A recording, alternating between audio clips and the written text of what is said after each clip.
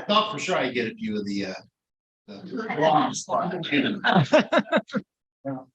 I normally I come here and I'm real long-winded, but unfortunately I actually have a 12 o'clock meeting and it's what 12:10 that I have to attend somewhere. So as soon as I do this, I unfortunately have to leave because I'd love to listen to Simon speak. I want to talk to you about some this significant change at Western Hills High School. We have a brand new football coach. We have two brand new athletic directors, one of whom is here today, Adam. And this is going to be fantastic for Franklin County Schools, specifically for Western Hills High School, because in getting to know Mr. Vanderpool, who I'm going to introduce in just a second, the one thing that I see that's most important is developing relationships with kids. And when we were at the pancake breakfast, if you didn't see, Simon brought in a group of volunteers, some of his football players, to assist that day. It goes to show you that Simon understands what's most important, and that's developing that relationship, being involved in the community, and providing a mentor to these young men.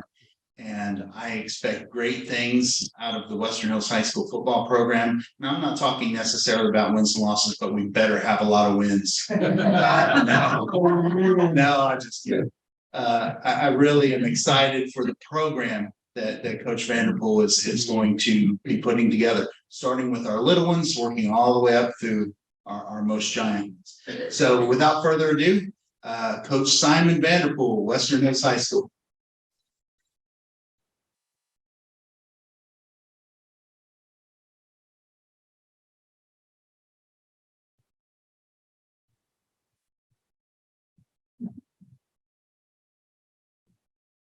First of all, I'd just like to thank you all for allowing me to come out and speak with you guys today. We have a tremendous support group all the way from our athletic directors to our administration at Western Hills. And I'd like to thank them for giving me the opportunity to be here today to give you a little bit of a glimpse of what we're trying to do as a program as a whole, and to build this community and make Frankfort an even better place to live. So what I've got, I have a presentation to give you a glimpse of some of the things that we are doing. And so if we can just kind of get that rolling here, and I'll get a few minutes. And so just kind of an introductory to myself. Growing up, I was, really anywhere and everywhere in between. And a lot of times I tell people I really don't know where I'm from. By the time I was in the 6th grade, I'd already lived in 6 different states. I was born in Ann Arbor, Michigan. I lived in Fort Myers, Florida, and pretty much anywhere in between, Tennessee and Georgia, and obviously Kentucky. And so for me, one of the things that was consistent in my life was football. I was raised in a father-absent home. My mom, she wore many hats. She worked really long hours to help provide us, both myself and my brother, with great opportunity and great life. And so for me, football was always something that was special to me because it was consistent and it taught me the core values to who I am today. And so as this is kind of going up here, kind of a glimpse of some of the things that we have. The first part is just some of my coaching background and where I've been able to come and how I think it kind of helps to where we're at with the program right now. And so specifically, one of the opportunities I had was to start up a program right down the road at Great Crossing High School. What was unique about that situation was I actually lived here in Frankfort. I lived right here in Indian Hills and was driving to Georgetown each day. So we had started that program from literally the ground up. There was no school. We had nowhere to practice. We practiced at Georgetown College. Most of our equipment was sitting in the parking lot there. So However, one of the things that we knew from day one that we were going to be able to do was teach our kids about the core values of what it means to be a man, what it means to be a great husband, a great father. And that was the core foundation of building it to where we are. With that, I've had the opportunity to be at a lot more established programs. I've been able to be defense coordinator, associate head coach at North Laurel High School, along with Great Crossing High School. I coached also at my alma mater at Whitley County High School. And so I've had a full range of opportunities to see what it entails of building a football program and all of those dynamics. With that, I've had the opportunity to coach a lot of successful players that are now playing in SEC, University of Tennessee to West Virginia University. With that, one of the things I've always told our guys is, yes, we've had guys that have went on to have later success, but one thing is consistent. The one thing that you'll notice when colleges come in to ask about these kids is first thing they're going to want to know is their character. They want to know, what does their grades look like? They'll go all the way down to asking the cafeteria women, what do they do? Do they say thank you when they give you your food? Do they dump their tray? How are they in the halls? Those things are consistent throughout the whole course of those things. And so, again, I always tell them, going to college, playing college football, it's just the icing on the cake. But everything else will lead to that success, who you are as a person. Now, with that, and I know we're kind of adjusting this. And so once we get to the next slide here, if you don't care, third slide, just a little bit about what we expect. And with that, I believe that no matter if it's a business or if it's building a football program, one of the things that go into it is having high expectations for our young men. And so with that, that's high expectations in the classroom. That's high expectations on the football field. We tell our kids this: you cannot be a part-time winner. Winning is not a part-time thing. You have to win, whether you're at home. How do you talk to your mom when you go home? How do you talk to your dad when you go home? Those things are consistent, and those habits will add up to who you are going to be as a man. So with that, again, we say, just like building a successful business, it's the same thing of building a successful football program. We want to be optimistic. We want to be positive. We want to build each other up and encourage us. So how do we teach these young men to be able to do that? We do that through some of our character ed program that we'll have a chance to talk about today, that some of the pamphlets that we hand out today will talk about. We want to show them those skills that they're going to need in order to be successful at their job, successful in their own business, or maybe successful one day coaching themselves. The number one goal of our program is to build better men. The wins and losses, everything else, it'll add up. The number one thing that we keep first in our program is building better men. With that, what are we doing on a daily process to do that? On the next slide, it kind of hits some of the things that I've been able to do with building the program from the ground up and the consistency that we've seen. We tell our guys this, and the model that we've shown here is whenever I was at Great Crossing, what we've done to not only build our guys physically. There's no secret that football is a game that is violent and it's physical, that we need to make sure that we're keeping them healthy. But along with that, what are we doing to build them mentally and emotionally? One of the things that we have big aspirations of, and we've been able to already start doing, is getting our guys involved in the community.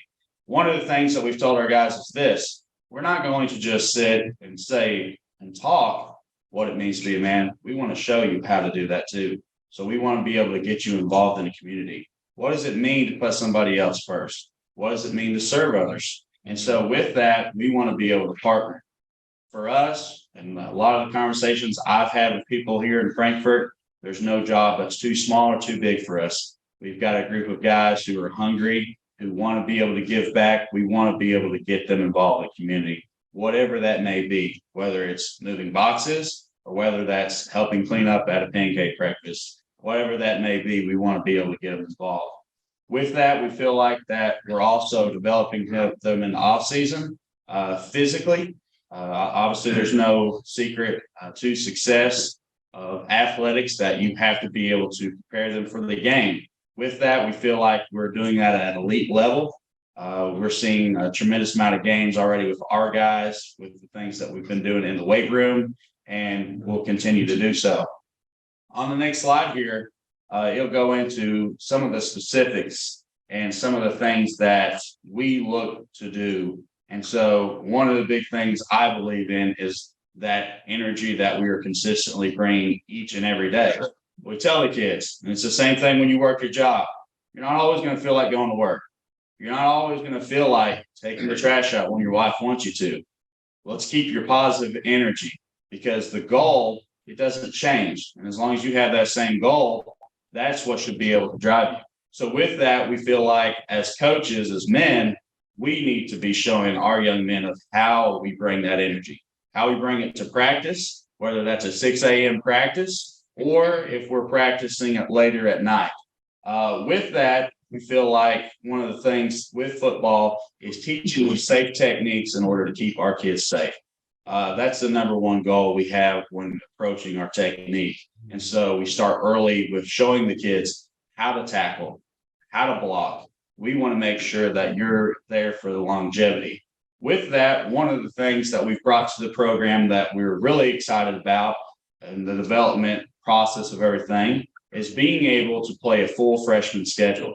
So we have incoming middle schoolers going into the 9th grade that are able to compete against guys who are their age. That way, they're not having to go and play a full varsity schedule just yet. So again, our number one goal, keep these kids safe. We wanted to be able to develop them. On the next slide here, I'm a very visual learner, and I like to see things, just what it looks like to build this program the way we want to be. At the very premise and the very bottom of everything, you notice it's our core values. And we tell our guys, no matter what it is, if you're building a home, right, you're not going to build a home on sand. You're going to build it on a firm foundation. And it's the same thing for us. And what we're trying to do with building with our core values, what our core values are, teaching those things daily and through our character ed program. Things that is significant to them, just not only right now, but later in life. One of the biggest things we say with our core values, what does your name stand for? We say to our guys, when everyone says your name, it's going to represent something. They're going to think for that point blank right there. What's their character like? Are they someone that's trustworthy? Are they someone that I can rely on? It represents something. What do you want it to be? That should drive how you act at school, out here on the football field, or when you think no one is looking. You know, that should be able to represent something. Along with that, we want to be able to make sure we're building a community with our parents, getting our parents involved. We do a lot of different things, unique things to try to do that. We actually have our mother's clinic coming up that we're really excited about. We do different things with our boosters to let everyone know that they're important, that we need the community in order to build it to be successful. On our next slide here, what we have is a look at our mission. Obviously, this was a picture from back a few weeks ago of a few of our guys helping with the pancake breakfast. And again, it's consistent. Our number one goal, build better men. What are we going to do to make them successful in the classroom and on the field? It goes to us as coaches. It goes to the consistency of what we're doing each and every day. But the number one thing that we're trying to do is build outstanding young men. Going on to the next slide that we have is the culture. One of the things we say is this: culture cannot change overnight. However, the climate can. What are the things that we're doing to change the climate in the program right now? One of the things is with our character ed programs. As you kind of see in the picture right now, that was from one of our first character ed programs that we had whenever I took over. We had Sergeant First Class Casey Million come and talk to the kids. What it means at their level of being a man. What does it look like being trustworthy? All those characteristics are the same things that we are trying to build. Our next character ed program is actually today. We feel like we're really excited of the development of getting our kids to start to speak out about what they're experiencing at school. And then what we try to do to connect back to our community is we send things home to our parents and say, hey, this is the things that we talked about today in our character ed program. These are things you can talk about with your kids. So again, we're trying to build that to everything. The thing we say is this: how you do anything is how you do everything. So you may think, how I sit at home, my mother tells me to go take the trash out. You sit there and you have a bad attitude. That's consistent with how you're going to do anything and everything in life. If you find ways to go around and you're not doing the things you should in class, you're going to do those same things in life. So what we want the kids to realize is those are the same things that are going to develop you throughout your life. Now, going on to the next part here is our core values. In that, we've kind of highlighted in the pamphlet that is available to everybody of what each one of those mean and how you're doing those things to teach them that. This is something that we have the kids recite. We believe that if you can't recite it, you probably don't know it. So in that case, we want to be able to sit there and ask you, what's some of your core values as a person? We'll sit and they'll build their own code of conduct, what they want to stand for. And then those things will drive how they do everything else. So go right along here was the biggest premise of what I wanted to be able to do when taking over the program. And that was to build a group of young of guys who have high energy, who have experience, who are going to keep the first things first. And the first thing is building culture. With the guys that we've got, I feel very excited that we have a group of guys who not only have a lot of experience in coaching football and technique, but guys that have a purpose for what they do. We tell the kids we spend many, many hours away from home and away from our families.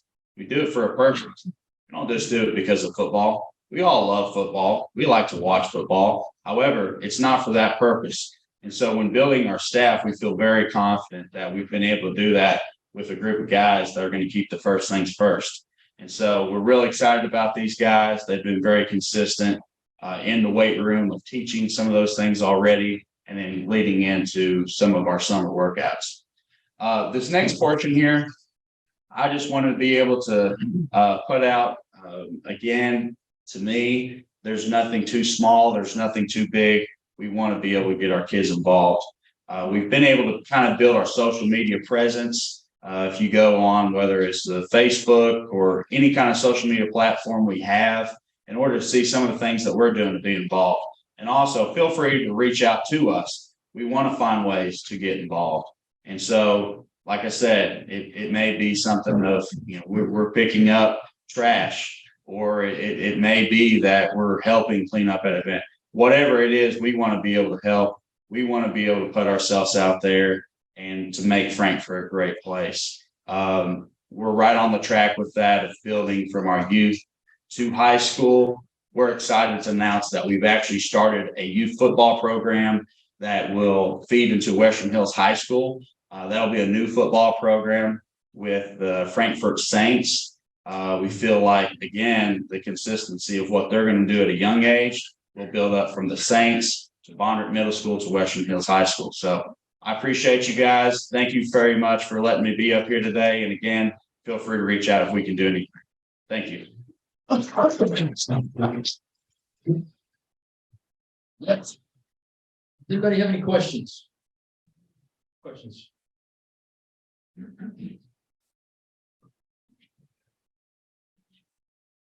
So I have a request. Yes, ma'am. So Kiwanis signature event is Longest Day of Play coming up on June 21st, and we will need help with cleanup. Won't be a problem. It's Wednesday, Yep. June 21st, and it's from 5:30 to 7:30. And when the vendors start breaking down, there's tables to move, trash to pick up. It's combing the Jennifer Hill Park. I can definitely use your help, your team's help for sure. Yes, that won't be a problem at all. So I'll definitely get do that. your email and we'll be in touch. Yep. Thank you. Thank you. just want to say, this is really impressive. They have a son that played college football, that played also in high school, came up in the PV leagues. And part of this was taught, but nowhere near to the extent that you're describing or putting your priorities totally in a different spectrum than a lot of football programs. So I just have to commend you. I think it's just a wonderful thing. I appreciate it.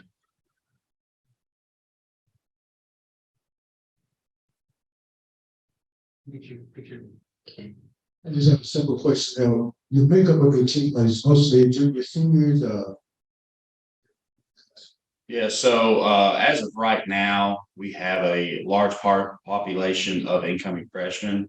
However, we're kind of bottom heavy right now as far as building our roster. Consistently right now, we've had right around the 50 range.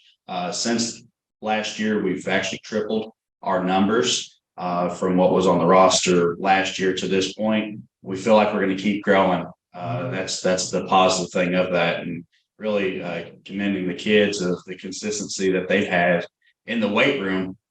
We say all the time that, we feel like we're working them very, very hard through the workouts, and they keep showing up. And, we push them again in the classroom and then right back in the weight room, and they keep showing up. And so as of right now, our freshman and sophomore classes are some of our biggest classes. But with that, like I said, as currently, we have tripled our numbers from last year's roster. That was my question, just kind of a follow-up. How many young men do you have come out? Yeah. So right now, we had our freshman signing the other day, which was really exciting. We gave our incoming freshmen a chance to put on a jersey and, officially sign to be at Western Hills High School to create some of that pride. We signed 21 incoming freshmen. Along with that, we had 3 that we knew weren't going to be there. So right around 24 is what we have.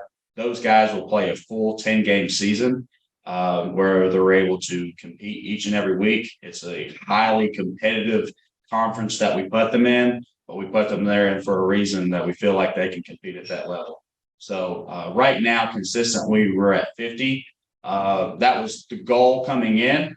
Whenever I first took over, I said by the summer, I wanted to be at 50. However, we're not even through school and we're at 50 right now. So it may be in the 60 range. And so what we're trying to do is we feel like we're a little ahead of schedule, quite frankly, when it comes to not only the numbers, but the way that we feel like the community is shaping into our program. So one of the things that we're trying to do is make sure that we're there for that growth right now. And then that way we can keep building and keep excelling. So.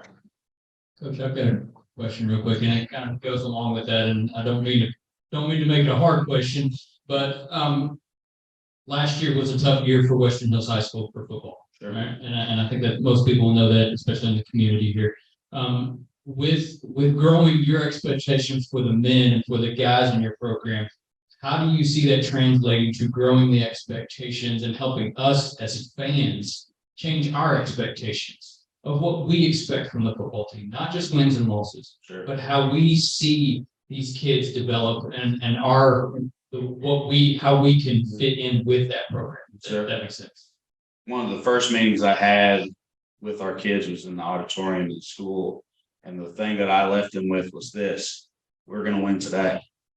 We're going to win tomorrow. We're going to win the next day.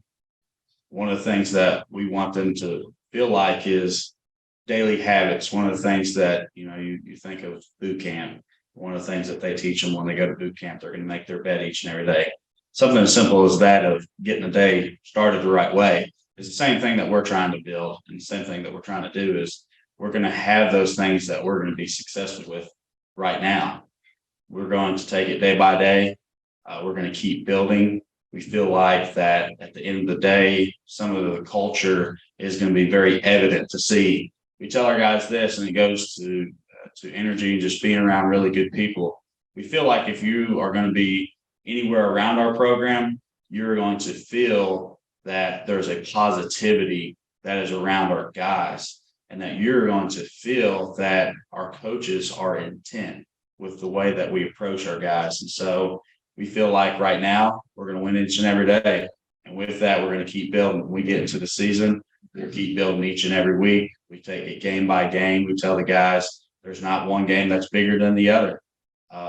We're going to remain focused, and we keep our eyes in the front. Kind of the visual that we give our guys is eyes in the front like the hunt, eyes to the side like the hide. And so for us, it's keeping those eyes in the front and keeping it at the main goal. I agree with what Todd said. I have three teenagers. My son started to play football. I think his coach does some of this, but very impressive. But what would you expect bringing somebody from Whitley County? I think they put Franklin County out last year. The Corbin? Yeah. I think it's Corbin. But I talk to my kids as much as I can. But it's amazing. I was just going to ask, what's the biggest challenge at school? I mean, my kids know kids are getting bullied. There's suicide, stuff like that. But you're talking about, how they present themselves, but when they come to you with problems, what is it? Incarceration of the parents, drugs? There's two things, and I think it's, for me, one of the things that I've been able to relate to some of the kids about. We try to identify why some of those outbursts may happen, what happened before. And one of the things that we tell our parents is this: it's the same thing as whenever you're raising your kids. And it's the same thing when we go out on the football field. They know the expectation before they ever go out there. When you take your kids to Walmart, they already know how to act before they even get there. And so it's the same thing for us. We set those things in play now. One of the things is the consistency. We tell our guys, you can sit there one day and you feel like you're doing your work, you're doing all the things right, you're saying positive things, you're being a role model. But then the next day, you're doing what you think might be cool. And we tell them is this: it goes to this. You can't be a part-time winner. It's got to be consistency. So I think the consistency is a key that we try to teach them. And then along with, we try to get to know our student athletes. With that, we've been able to start doing things to just be around each other and understand what backgrounds they are coming from. And whether it's consistency of there's a father that's not in the home, or if both parents are incarcerated. Just back a month ago, we took our guys bowling. Okay. And so you start to get to know those, and you have those conversations to understand what they are coming from. I feel like there is a lot of consistency in father absent homes. Obviously, the next thing is the incarceration. One of the things with that we feel like we do that helps mend that of getting them together in our football program is having those conversations, and it's daily. So one of the things we in practice with every day is a you demand. Okay. So one of the things we do with you demand is it's just a shout out. It's a shout out to something that you might have seen your fellow teammate do, whether it's in the classroom or out on the field. We shout them out. We get one clap on the whistle, two clap, whatever it may be, but it's intently that someone else is watching them. And then we start to open up in our character ed. When we first started, we didn't have any you demands. No one noticed anything. Now, and one of the things I said to our coaches, actually it was just last weekend, we had 7 guys in practice with a you demand shout out to someone else. We see like they're being intent. With that, we start with our character ed program. We tried to dig into what kind of background you come from. Well, what are some of the things you experienced? Nobody really opens up. Now, the more we go further through it, people start to open up, and then they say, you know what? Hey, he's experienced some of the things I have. You know what? I just seen him in class today. He didn't make an excuse. And so I think it's some of those things that it's those intent conversations that we realize that, hey, a lot of us are going to come from broken homes. It's going to be different as far as what you go home to each and every day. However, what we know is this, and this is the things I tell our kids. One of the things it was for me, we grew up, we were poor. I tell our kids, I remember one Christmas, I remember my mom, I loved to drink milk, and she was going to make Christmas dinner. And I was like, Mom, I know we can't afford the milk. That's okay. She said, no, son, I want to be able to provide that for you. So I tell the kids is this, hey, you can change your life. You don't have to be the same cycle that you came from. I wasn't. I didn't have a chance to be around my father. Some of our other coaches start sharing their experience, and then they all start sharing. And so it's some of that vulnerability that we feel like we do as coaches that kind of help that. But it's to understand of you can do this, you can make the choice. That's the beauty of public education. That's the beauty of football. That's the beauty of what we do is that is their opportunity that they can flip the switch, that they can stop the cycle.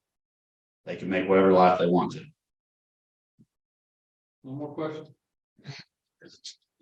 All right, well, couple of things, we're probably 17,000. As a Canadian, I grew up in a system where we didn't really have a lot of football. So when I came down to the US, y'all crazy. Things that are here. As a former college, this is something that's very often done at the college level, and I must commend you to get these guys being there, which is amazing. I love also how you just said, I didn't have a strong father figure, so now I can be vulnerable to these kids. That's also important. What can we do? We can stop saying, yeah, great job, and start donating money, showing up in the stands, being there, recognizing. You see a Western Hills football player help you up with your groceries, take a picture of them, put them on Facebook. We've got to stop just saying add babies, and we got to start showing, filling seats. Thank you. Let's give Coach a round of applause. Thank you, Coach.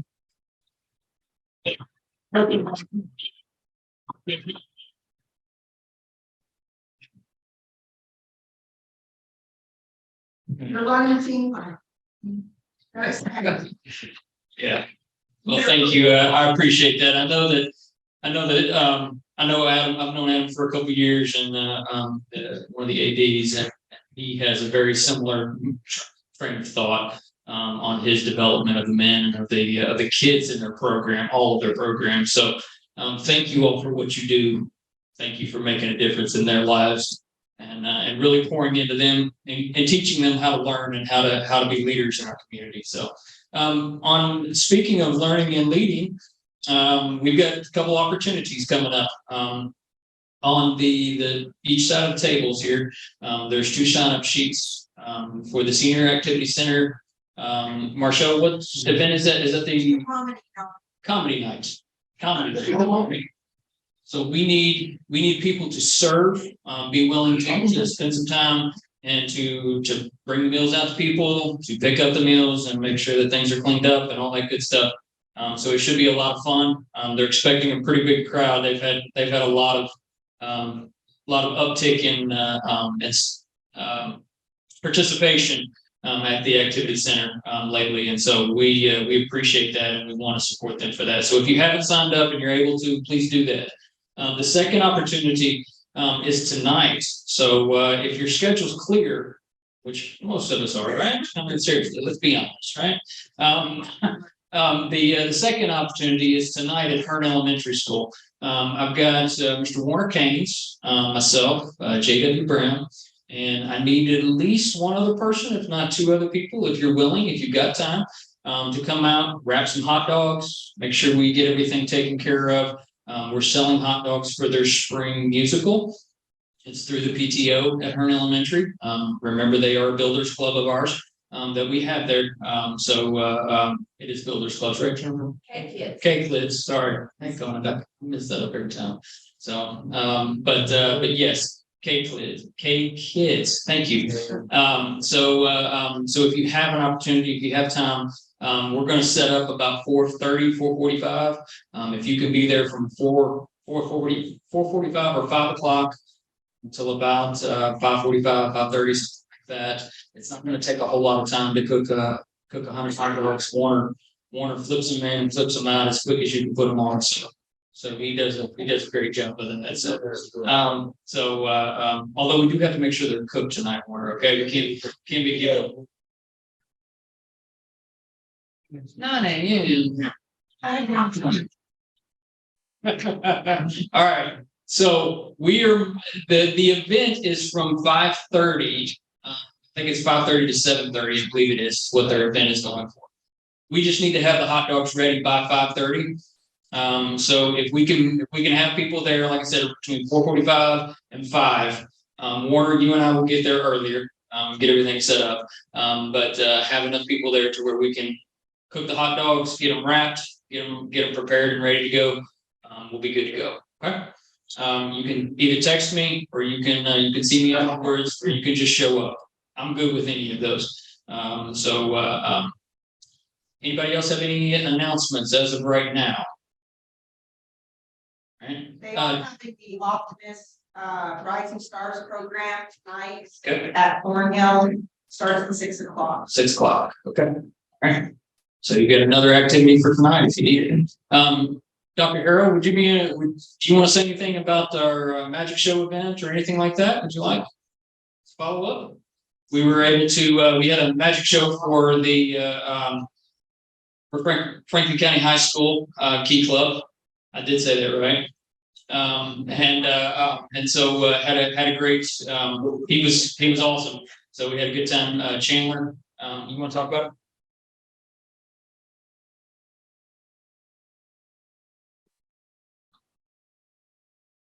I've been a couple of really great Key Club events this week. The magic show on Tuesday night that the Kiwanis sponsored was really an outstanding show. We had probably about 60 or 70 people that were in the audience. We were a little disappointed on the turnout, but we were excited about the show, and it was a first step. We learned a lot from this, and we're excited to move forward with this too. I think everybody that went, because that's what we loved, and he was really a top quality magician. And on this last Saturday night, we had an incredible event at the Seniors Activities Center. The Key Clubbers put on a disco night prom for the senior citizens, and they all came decked out in their best disco regalia. It was just an amazing evening for the students and for the adults both. Nobody wanted to leave. You probably just had to turn the music off and push it out the door. But well, thank Marshall for all you did in making that possible. And so wonderful because I wasn't able to be there for the event, but I was watching on my camera. I could pick up my cameras on my phone. So I was watching, and they were to see the kids and the seniors all out there line dancing together and just cutting a rug. I'm telling you, it was fantastic. It was awesome. And they were dressed to the nines. Disco fever was at the center. Big time. Great. Thank you, guys. One other thing before I pass around the happy dollar, keep in mind, in the upcoming weeks, we will be having elections for our board. Okay, so be prepared. There's some nominations coming out within the next couple of weeks. Keep an eye out on those newsletters. Keep an eye out on those notifications that we're going to send out and get to you all. We need your feedback as a club, as a member of Kiwanis. So please be prepared and make sure you're aware of that. All right, Jake, Adam. Yeah, can I say something? Yeah. Okay. Did you say something else? Yes. I did not do guest. All right, we'll do the guest here in just a second. Yeah. So I just wanted to drop in with a quick update. Also, a few months ago, I came and talked to you guys about the Western Hills Key Club and some things that we were trying to get started over there. And I talked to you about the Popcorn Friday program. And I wanted to thank you all from the bottom of my heart for all the bags of popcorn that Chuck Fletcher has come and dropped off at the front desk. I feel like every other week, my receptionist come and say, you've got a bunch more popcorn up here. So thank you guys so much. You have been very generous and have kept us overflowing with popcorn to give out for the Key Club students to pop for these teachers each and every Friday to brighten up their afternoon a little bit. So thank you guys for that. It has been an amazing success. And we could not have done it without you all. So truly, I appreciate you. Thank you.